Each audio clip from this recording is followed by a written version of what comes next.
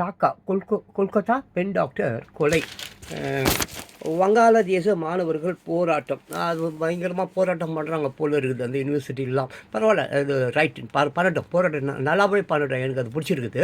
அப்புறம் இன்னொரு விஷயம், பாவம் கடந்த வாரங்களில் வந்து வங்காளதேசம் தான் பங்களாதேஷ் ஒரு 650 பேர் செத்து போயிட்டாங்க. ஏதோ சம் ரீசன் நமக்கு தேவையில்லை.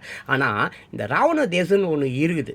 இது விட்டுருங்க, முந்தான வருஷம் ஏதோ ஜப்பான் மிகப்பெரிய ஒரு நிலநடுக்கம் அழிவு.